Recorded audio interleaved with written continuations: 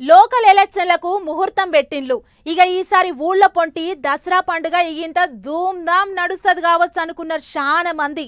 కానీ రిజర్వేషన్ల మీద కొంతమంది కోర్టుకెక్కేటాలకు ఏ వారం ఎటు పోతుందోనని బుగులు పట్టి అభ్యర్థులంతా పైసలు పెద్ద ఖర్చు పెట్టలేదట.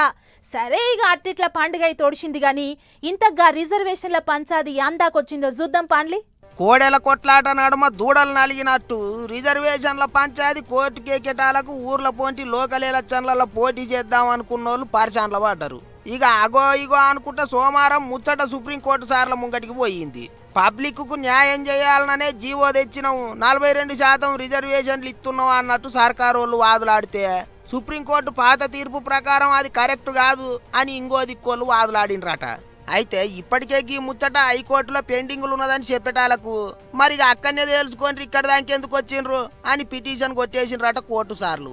ఇక ఓ దిక్కు పంచాది కింది కోర్టుకేంచి మీది కోర్టుకు, మీది కోర్టుకేంచి కింది కోర్టుకు తిరుగుతా అంటే అటు ఎలక్షన్ల సంగపోలేమో అన్ని తీర్ల ఏర్పాట్లు చేస్తుండ్రు. ఎట్లా సుప్రీంకోర్టు సార్లు పిటిషన్ కొట్టేసిండ్రు కాబట్టి సర్కారు వాళ్ళు కూడా సంబరపడతారట. తెలంగాణ రాష్ట్ర ప్రభుత్వం తీసుకున్న 42% రిజర్వేషన్స్ ప్రభుత్వం తీసుకొచ్చిన జియో పైన కొద్దిమంది సుప్రీంకోర్టులో కేసు వేసిన సంగతి మీ అందరికీ తెలిసిందే.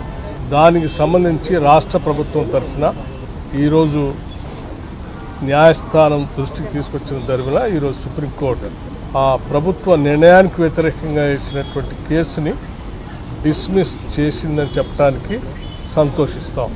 అయితే హైకోర్టులో ఇంకా విచారణ బాకీ ఉన్నది కాబట్టి మళ్ళీ ఎప్పుడు ఏమయ్యేది తెలియదు అంటున్నారు ఇంతమంది. మరి ఇక ఎట్టెట్టయితుందో పోత తెలుస్తుంది. కానీ ఇప్పటిదాకా జీవోతోని రిజర్వేషన్లు ఇచ్చి ఎలక్షన్లు పెట్టిన రాష్ట్రాలలో వ్యవహారం అంతా చెడిపోయిందని, ఎలక్షన్లలో పోటీ చేయాలని అనుకుంటున్న వాళ్ళు ముందుకు ముందే పైసలు ఖర్చు పెట్టుకోవద్దని కొంతమంది లీడర్లే ప్రచారం చేస్తుండేటాలకు అసలు ఏమవుతుందో ఏమో అని కాడు పడుతుండ్రు ఊర్ల పొంటి జనాలు. చూడాలి మరి ఇక పంచాది హైకోర్టులో ఎట్టెట్ట నడుస్తుందో.